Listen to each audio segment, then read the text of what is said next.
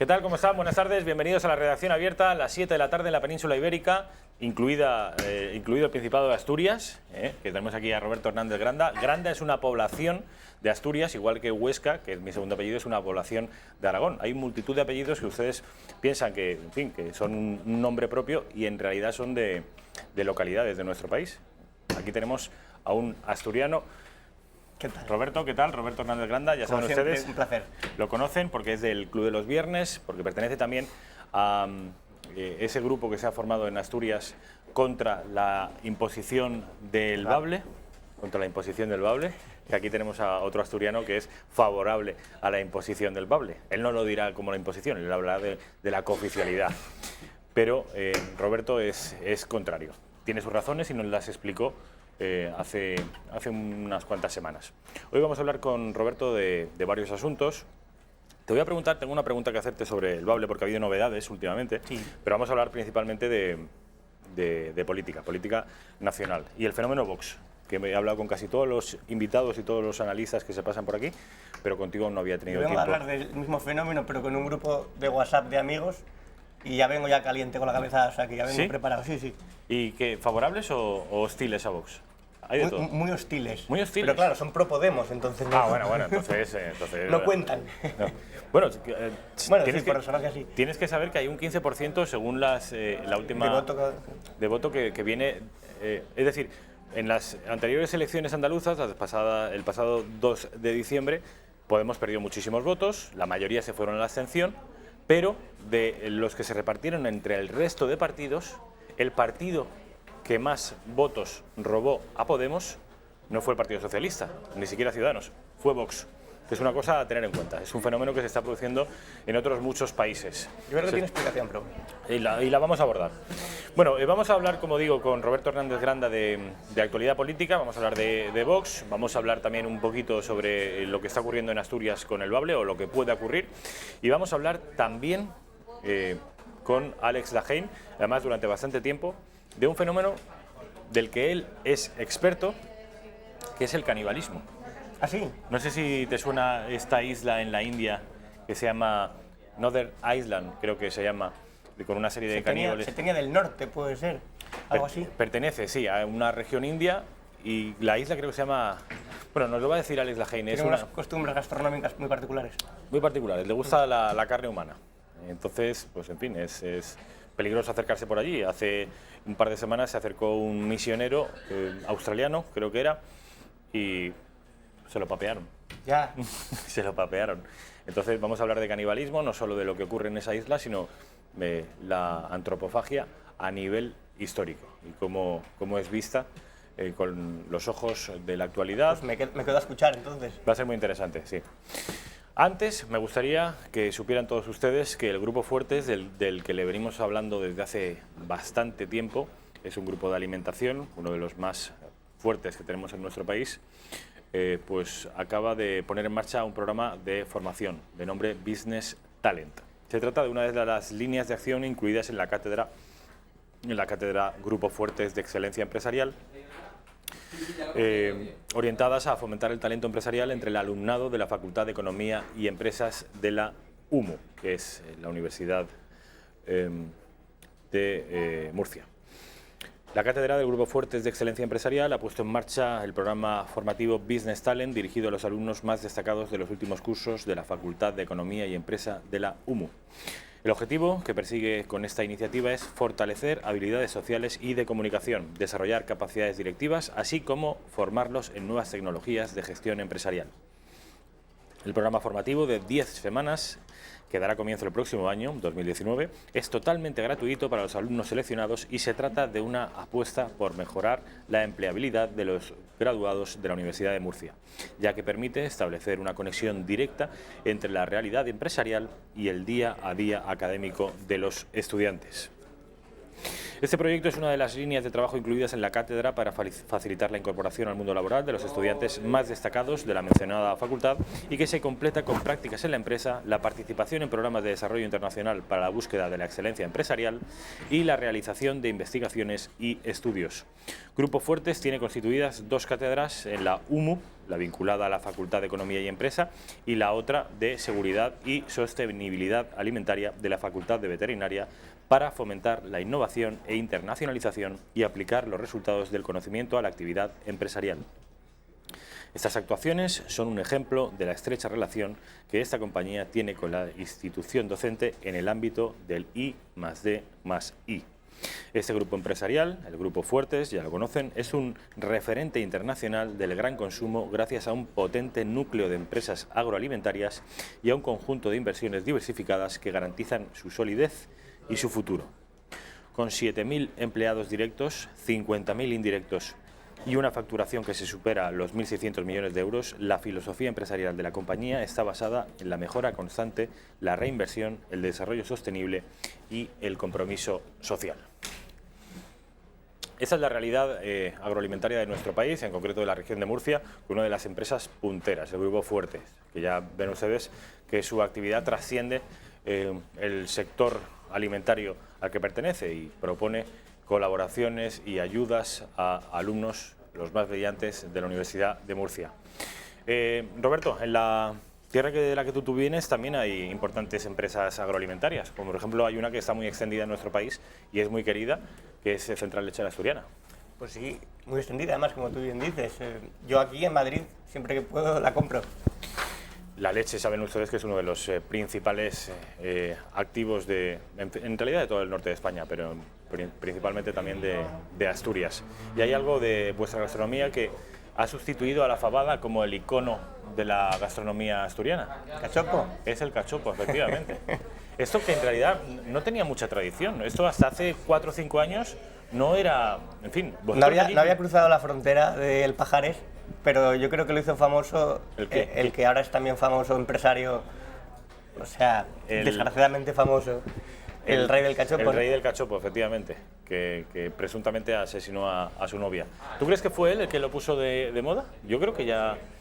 Bueno, pero abrió como 5 restaurantes que quebraron todos, por supuesto, pero sí que le dio un impulso. Pero no, el cachopo era conocido sobre todo de la gente que iba a Asturias y volvía contándoles, pero decían, pero si esto es un San Jacobo, no, es un cachopo, no te equivoques. Un San Jacobo gigante, bueno, decían. Sí, esto no lo puede comer una persona sola, y yo, bueno, depende de qué persona.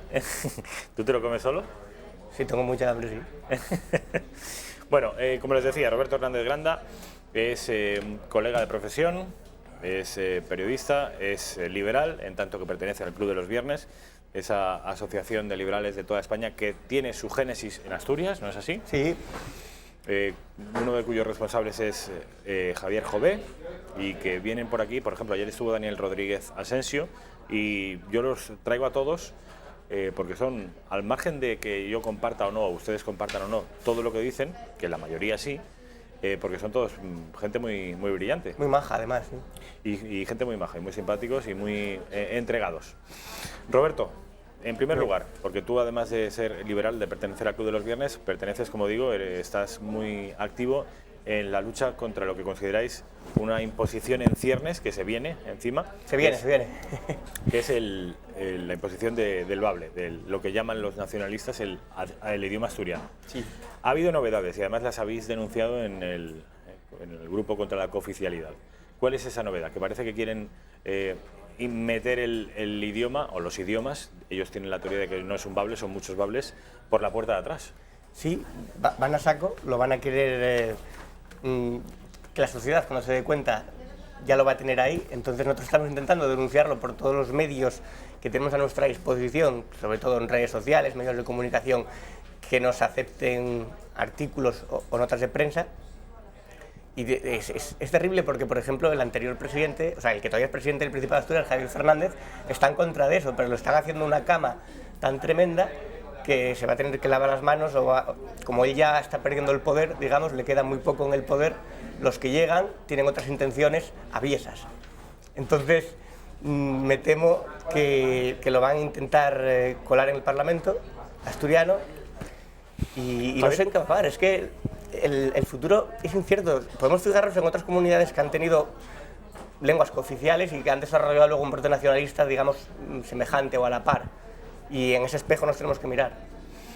Javier Fernández es de esos dirigentes del Partido Socialista, de esos varones, se les suele llamar, que son abiertamente hostiles a los separatismos, porque los hay que se ponen de perfil y los hay incluso que simpatizan, como es el caso de Francina Armengol en Baleares, que se ponen de perfil como Chimo Puig o como Idoia Mendia en el Partido Socialista del País Vasco, pero los hay como García Paje, por ejemplo, como Javier Lambán en Aragón o como Javier Fernández en Asturias, que son, en fin, tienen un discurso nacional contundente y sin... Sí, pero es que son los últimos dinosaurios, como quien dice. O sea, son especies en extinción. El socialista sensato, que se llama. Sí. Tú también compartes esa opinión, ¿no? De que yo soy más cercano, en todo caso, a Javier Fernández que a Adrián Barbón, que es el que llega ahora en la Federación Socialista Asturiana. Y ese es el que tiene la intención de hacer oficial. Sí, aunque bueno, él va, según le convenga las encuestas, según lo que diga. Tampoco, es un poco veleta, ¿no? Ellos justifican la operación diciendo que hay una demanda social. No, eso es mentira. Es decir, si hubiera una demanda social realmente habría academias privadas. Lo que hay es una demanda de subvencionados que quieren vivir de eso, que quieren que le den una plaza de profesor para dar Bable, que quieren que le den una subvención para escribir un libro en Bable que luego no se venda. Pero bueno, una vez dada la subvención da igual que se venda que no. Entonces la demanda social yo no sé dónde está. Si vas por la calle en Asturias, puedes ver academias de inglés, puedes ver academias para aprender alemán, francés, ruso, chino. Bable no. Ni siquiera vas a los pueblos y están hablando el Bable oficialista de ellos que han hecho. Hablan, bueno, una especie de español con modismos, cada localidad tiene el suyo. Pero es una riqueza cultural que hay que conservar. Claro, y está conservada por la Ley de Protección y Uso. Es igual que están conservados los hórreos, los parques naturales. Hay una ley que protege al hórreo, otra cosa es que luego te obligan a vivir en un hórreo, eso ya es distinto. A mí no quiero que me obliguen a que mis hijos estudien una lengua inexistente, solamente que aparte curricularmente no les va a servir para nada. Bueno, de todas maneras, esto que hablas de la obligación, ahora se está produciendo, pero sin que sea obligado, ¿no? Ahora es opcional. Es opcional y de hecho... Y todo el mundo que quiere puede estudiar Bable. Claro, de hecho, de ahí reside la libertad educativa que nosotros defendemos, el que tú puedas elegir. Pero si no te dan derecho a elegir, no tiene ningún sentido. Bueno, esto respecto a lo que ocurre con Asturias y con el Bable o con los Bables. Lo que ocurre, que ya te decía antes que no he tenido oportunidad de hablar contigo, con del fenómeno Vox. Sabes que el 2 de diciembre, en las elecciones andaluzas, Vox rompe todos los pronósticos y entra en el Parlamento andaluz, no con 1 o con 2, o con 4 o con 6, que es lo máximo que le daban las encuestas, sino con 12 diputados autonómicos. Es un fenómeno del que se viene hablando todos los días, además cualquier periódico, cualquier informativo, cualquier programa de radio que usted escuche, lea o vea, va a escuchar, leer o ver multitud de análisis relativos a Vox. Pero es que es un fenómeno que les ha pasado por encima y me parece extraño que no la hayan venido a venir. Es decir, llegó el fenómeno Vox y algunos se han quedado pasmados como una vaca mirando pasar el tren, como diciendo, ¿qué ha pasado? Hombre, con esta izquierda que tenemos todavía te preguntas qué ha pasado. Quiero decir, Vox... Más que un análisis, es una consecuencia. O sea, Vox es una consecuencia... ¿De qué? De lo que pues evidentemente de lo que está pasando en Cataluña, de la izquierda progre-guay, de la izquierda eco-friendly, de que la gente, a un andaluz no le interesa tener en Madrid a alguien del PSOE con unas siglas que sea obrero español, pactando con Torra en Cataluña, gente que desprecia todo lo que haya de español en ellos, sobre todo en Andalucía, ¿no? Que en Andalucía es a donde mandan a Inés Arrimadas cada vez que se enfadan con ella, vete para Andalucía y tal. Entonces, el andaluz que va... O sea, es una reacción que puede ser más o menos criticable o no, pero es entendible. Es decir, yo puedo empatizar con el andaluz que vota a Vox o a otro partido, porque Ciudadanos también ha subido, con tal de desalojar 40 años de latrocinio en Andalucía, abrir un poco las ventanas, que se airee eso y echar a los que están en la Junta, porque nadie debería estar 40 años mandando. O sea, ¿si le votan? Sí, bueno, pero yo creo que es malo para la democracia que no haya una alternancia política. Fue malo con Franco, o sea... Al margen de que... Es decir, y esto quizás sea incorrecto decirlo, pero no siempre la mayoría tiene la razón. No. Si la mayoría de los catalanes dicen no ser españoles, no por eso dejan de serlo. Bueno, pero es que encima son una minoría violenta la que está imponiendo su hoja de ruta, que eso es lo peor. Como en los exámenes en el colegio. Te voy a hacer una pregunta y me dices también, justificando tu respuesta. Jolín. ¿Vox es un partido de ultraderecha? Sí, no, ¿y por qué? Yo creo que no. ¿Por qué? Es decir, yo creo que puede tener elementos que pueda la ultraderecha simpatizar con ellos, pero por ejemplo, si tú ves el programa de Le Pen y lo pones al lado del programa de Vox y pones al lado el programa de Podemos, realmente hay más puntos que tienen en común Le Pen con Podemos, igual que Podemos tiene en común con la Liga Norte italiana, que es un partido fascista, que Vox, por ejemplo. Entonces, en lo económico, desde luego, no tiene nada que ver. Por eso, entonces, es la etiqueta fácil, bueno, el desprestigiar al otro y el polarizar a la sociedad. ¿Tú crees, o usted cree, no sé cómo prefieres que te llame? Tú, solo faltaría. Vale, Roberto. es que en la entrevista depende. Que Santiago Abascal pasó de dar el mitin subido a una caja de cartón con un megáfono a tener 12 diputados porque ha llegado de repente a España una ola de fascistas, una nueva generación de nazis que lo han impulsado. Es que ese es un análisis muy pobre, muy demagogo y muy simple. Entonces, por aclarar, ¿cuáles son los argumentos que a tu juicio concretamente, cuáles son los argumentos que han empujado a Vox? Dices que Cataluña, principalmente, lo que está ocurriendo con... No solo principalmente, pero es una de las fuerzas mayores, es decir, la tibieza de Rajoy, la complicidad abierta casi de Pedro Sánchez, y anteriores años y años de ceder educación y de ver que se está desmadrando, es decir, que esta gente ha dado un golpe de Estado y que no se ha respondido adecuadamente. ¿Y crees que tiene que ver también cierta preocupación al respecto de la inmigración? ¿Crees que esto ha pesado también en Andalucía? Podría ser también, sobre todo porque en Andalucía son los que más lo reciben, los que más lo sufren.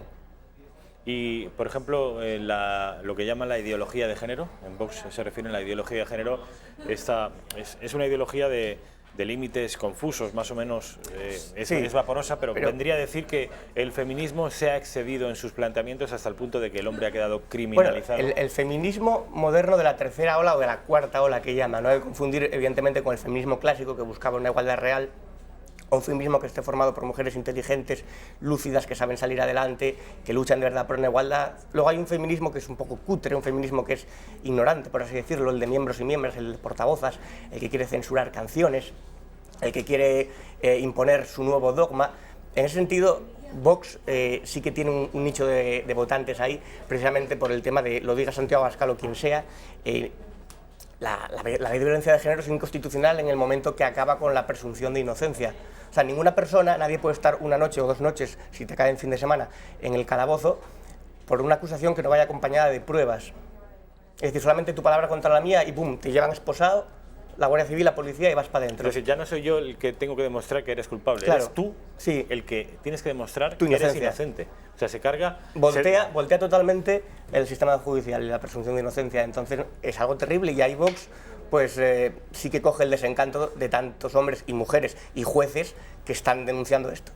Ahí ven ustedes al juez Serrano, que es precisamente fue apartado de la carrera judicial porque se interpretó que estaba operando en contra de estas nuevas leyes de género.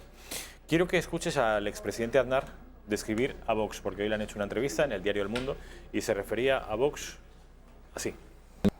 En sus propuestas, evidentemente son propuestas populistas. En sus compañías también, ¿verdad? En sus compañías. Son internacionales. Sus compañías también son internacionales. Pero el populismo es contagioso, ¿no? El populismo no solamente se ejerce en la política, hay populismo judicial, hay populismo mediático, hay populismo en muchas partes en muchos aspectos de la sociedad, ¿no? Ya han visto ustedes, Aznar se refiere a Vox como un partido populista, un partido del que, en fin, que no pertenecería a la extrema derecha, y ya han visto ustedes, no solo en esta entrevista, sino en otras muchas, que el expresidente Aznar se refería a Santiago Abascal en términos incluso cariñosos, y en los mismos términos también se refería Pablo Casado. De manera que no parece, y esto es meritorio, que el Partido Popular esté recibiendo a Vox con lo que llaman un cordón sanitario. Es decir, no, excepto una declaración de el vicesecretario Javier Maroto, que se refirió a Vox en términos muy gruesos, el resto del Partido Popular siempre ha, casi, no voy a decir dado la bienvenida a Vox, pero está gestionando su aparición de una manera bastante inteligente. Bueno, es que teniendo visión política a medio y largo plazo puede ser un aliado a la hora de pactar y un aliado político. Ellos saben que les interesa más tener a Vox de amigos que tener a Podemos o a otros partidos con los que están mucho más en las antípodas. Por lo tanto, a la hora de llegar a acuerdos, a la hora de entenderse, porque la política al final es un encaje de bolillos, bueno, Vox puede ser más amigable a pesar de que le quitan votos y de que se está restando poder en su electorado. Aznar, como digo, ha ofrecido una entrevista al diario El Mundo y ha dicho lo siguiente sobre Cataluña, que es el principal problema que tiene nuestro país, que lleva teniendo nuestro país desde hace mucho tiempo, sobre Cataluña y el actual presidente del gobierno, Pedro Sánchez. Yo creo que la intervención de la autonomía catalana y una intervención a fondo de la autonomía catalana, de todas sus instituciones, sin límite del tiempo, para poder desarticular el movimiento secesionista y al mismo tiempo recrear una política constitucional muy seria en Cataluña, con el respaldo de toda España, eso es indispensable y es absolutamente necesario. Es algo más, ¿no? Es que Cataluña resulta ser, por responsabilidad de los secesionistas, una comunidad fallida, ¿no? Y eso es algo pues, que solamente se puede superar si es una intervención seria, si se restablece el orden constitucional, si se restablece la primacía de la ley, si se restablece el orden, si se restablece la garantía para todos los ciudadanos, si se restablece las garantías del Estado de Derecho y se empieza a normalizar la vida catalana. Pero el problema es que mientras él tenga para mantenerse en el gobierno el apoyo de estos, de los secesionistas responsables de esta situación, pues eso no va a variar y ese es el mayor problema que tiene España en los últimos 40 años, ¿no? El mayor problema, lo que yo decía antes, Aznar y yo coincidimos, el mayor problema que tiene España en los últimos 40 años. Dice que, en fin, que Cataluña puede convertirse en una comunidad fallida, no en un Estado fallido porque no lo es, pero sí en una comunidad fallida y de alguna manera se vendrían a cumplir los presagios de Aznar de que antes de que se rompiera España, se rompería Cataluña. Es lo que está ocurriendo. Cataluña se va a romper desde dentro y es que cuando una minoría violenta está marcando la hoja de ruta, como dije antes, es un problema. La sociedad civil catalana es la que tiene que plantarse y no permitir, por ejemplo, lo que pasó el otro día de las autopistas es gravísimo, porque unos cuantos CDR condicionan la vida, la movilidad, la libertad del resto de catalanes que quieren desplazarse, que quieren viajar, que tienen que llegar al trabajo, que tienen que llegar a la universidad, que tienen que llegar al colegio. Entonces, no tienen que dejarse machacar, no tienen que dar la batalla por perdida y tienen que seguir denunciando, saliendo a la calle, organizándose. En ese sentido tiene razón Aznar, o sea, al final Aznar va a hacer que muchos estemos de acuerdo con él, ¿quién lo diría?, en que Sánchez es el mayor problema, porque el mayor problema de un país es su unidad territorial cuando está puesta en peligro, porque eso significa que pone en peligro los derechos y las libertades de todos los ciudadanos. No se trata solamente de banderas, ni de estados, ni de ensalzamiento nacional, es simplemente derechos ciudadanos. Es decir, tus derechos como ciudadano de un país a desplazarte, a ir, a no sentirte extranjero dentro de tu propio territorio. Entonces Sánchez, que es capaz de pactar con quien sea y de aliarse con quien sea con tal de estar una noche, un día más en la Moncloa, o una semana, o un mes más, es un peligro porque nunca sabes por dónde te la va a intentar. Igual te hace. Y decía, creo que era Pérez Reverte, que si él tiene que aplicar el 155 porque le va a beneficiar electoralmente, lo va a aplicar. Entonces, él va a hacer lo que más le beneficia. Y si le va a beneficiar electoralmente pactar con los nacionalistas la destrucción de España, el tío no tiene complejos. O sea, luego ya vendrán las consecuencias, pero mientras tanto, vive al día. Eso dijo Pérez Reverte del artículo 155, que si a Sánchez sí, le beneficiaba... Es decir, si a Sánchez las encuestas le dicen que le va a beneficiar aplicarlo, él lo aplicaría sin ninguna duda. Él vive según lo que le vaya a seguir conservando en la Moncloa. ¿Esto me va a mantener o esto me va a alejar? Yo creo, por eso no hay elecciones. Ahora mismo no le interesa hacer elecciones. Después del batacazo en Andalucía, si convoca elecciones ahora, lo desalojan, está claro. Ximo Puig, que es el presidente de la Comunidad Valenciana, de mi tierra, que lleva implantando un sistema casi monolingüe de valenciano. Ya hay localidades, en concreto 70 localidades en la Comunidad Valenciana en las que no se puede escolarizar a los niños en español. Es imposible, ocurre ya como en Cataluña y como en muchos lugares de Baleares, y que además tiene un conseller de educación que se llama Vicent Marsà, que es abiertamente independentista, partidario de los países catalanes, incluso partidario de violar la legalidad constitucional para celebrar un referéndum de autodeterminación en Cataluña. Él fue, Vicent Marçà, uno de los impulsores de ese referéndum. Bueno, pues, ¿qué ha dicho Ximo Puig? ¿Ha responsabilizado el auge del independentismo? Ojo, no en Marçà, no en él mismo, no en los separatistas, sino en Aznar.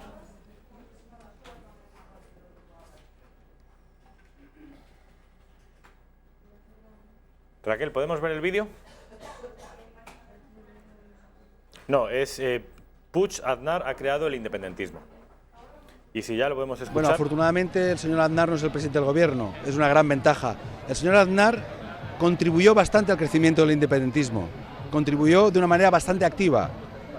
Por tanto, me gustaría que dejara de contribuir a la confrontación.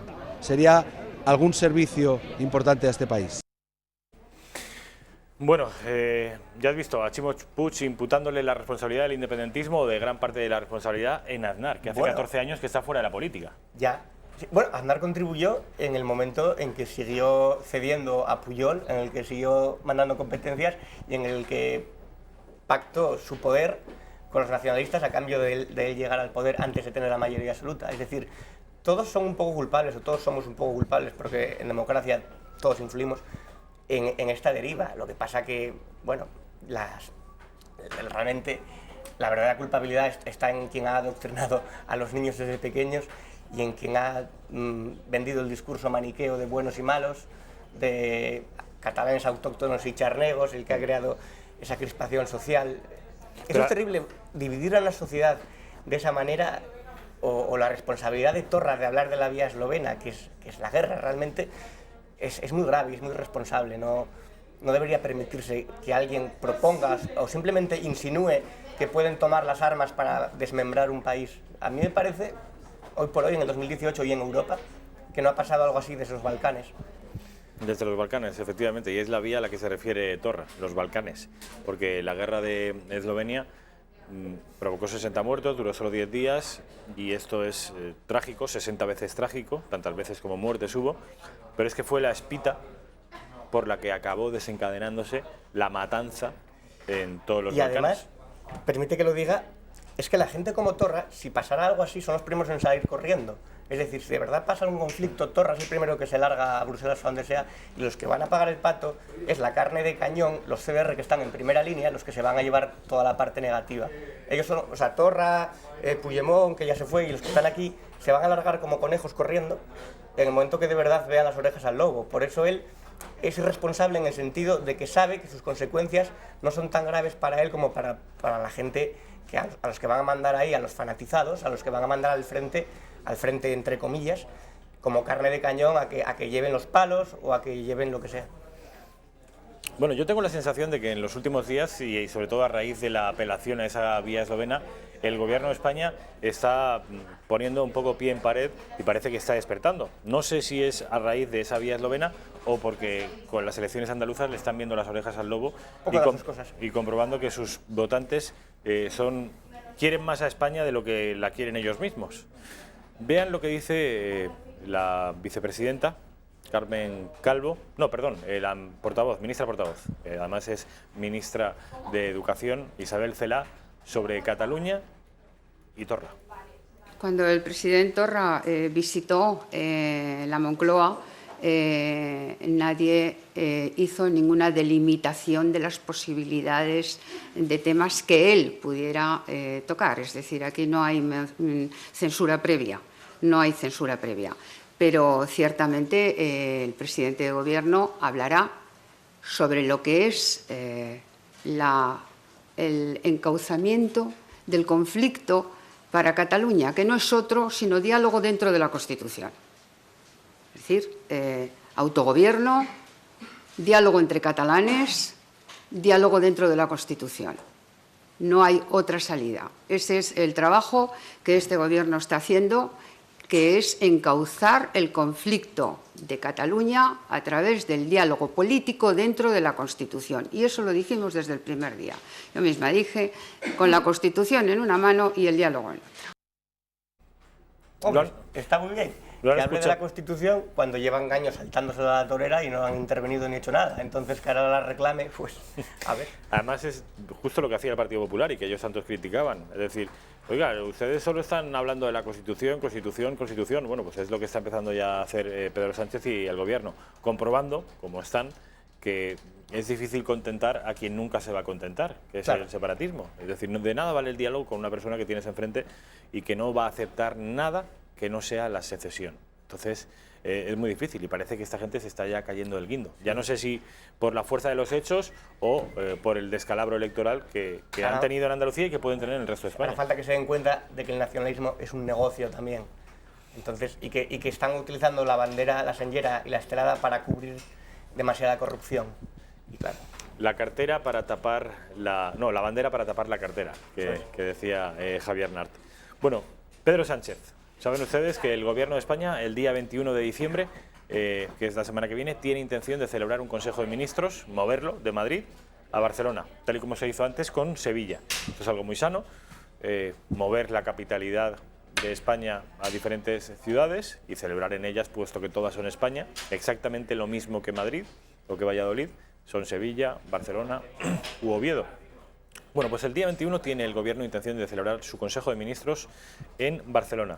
Esto los separatistas lo han tomado como una afrenta, es decir, primero se quejan de que el Estado les ignora, el Estado traslada el Consejo de Ministros a Barcelona y lo consideran una provocación, no hay quien las entienda. El caso es que en esa misma fecha Pedro Sánchez va a tender la mano a Torra para que mantengan una reunión. A ver qué dice el presidente. Pues no, es que no tenemos todavía la respuesta del señor Torra y de la Generalitat de Cataluña. Por tanto, no es que la ponga en duda, simplemente espero que se produzca, porque además, lo he dicho antes o en otras ocasiones, y me parece que es importante volver a repetirlo y reiterarlo. En política lo que no se puede hacer es perder las formas. Yo me comprometí con la sociedad catalana que iba a haber un Consejo de Ministros en Barcelona antes de que terminara el año. Y el Gobierno de España cumple. Y desde luego nosotros vamos a tratar de mantener una reunión con el presidente, en este caso, de la Generalitat, para hablar de los temas que importan a la sociedad catalana. Bueno, que ya han visto ustedes que Quim Torra está haciéndose el sueco y dándole largas al presidente del Gobierno. El presidente del Gobierno ofreciéndole la mano y Quim Torra, si uno conoce un poquito el carácter y el perfil intelectual de este hombre, igual en vez de cogerle la mano se la muerde. Porque es que mientras se sepan que son la llave de la gobernabilidad de Sánchez, lo van a torear. Entonces, bueno, y aparte Sánchez, yo no sé qué hay que dialogar. Realmente, dentro de la Constitución, dialogar lo que sea, lo que haya falta. Fuera de la Constitución, tú tienes que dialogar o con el ministro de Interior o con el ministro de Defensa. Lo único que hay que hablar ahí fuera de la Constitución. Dentro lo que quieras, fuera te reúnes con el ministro de Defensa y se lo explicas a él, o con el de Interior. Claro. Sí, desde una lógica. Bueno, son 19:32, creo que tenemos que marcharnos para hablar con Alex Lajein sobre este asunto del canibalismo, que a ti tanto te interesa, y además a nuestra realizadora Raquel Sanz también me ha dicho que le interesa mucho el asunto del canibalismo. Vamos a ver. Roberto, ha sido un placer, mil gracias, como siempre. Espero verte más a menudo por aquí y a partir del año 2019. Supongo que ya no nos volveremos a ver hasta dentro de un año, que dicen, hasta el año 2019. Pues nada, feliz salida y entrada de año, que se dice. Y feliz Navidad, ¿no? ¿O tú eres de los que dices felices fiestas? No, Navidad, sin problema. Ah, vale.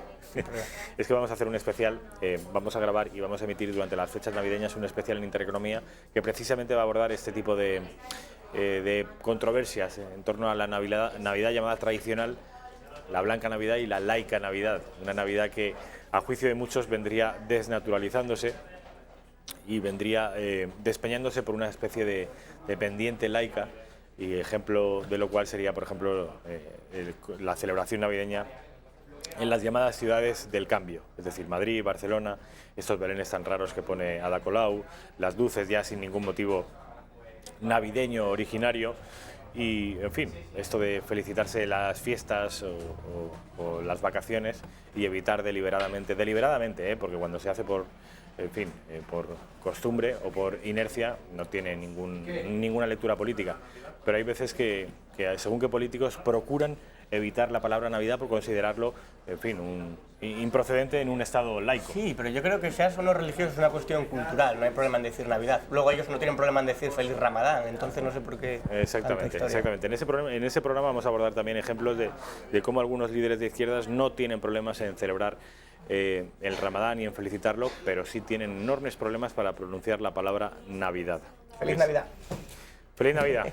Lo dicho, Roberto, Vale. mil gracias. Te veré a principios de 2019. Perfecto. En enero, si Dios quiere, Vale. y a ti te apetece venir.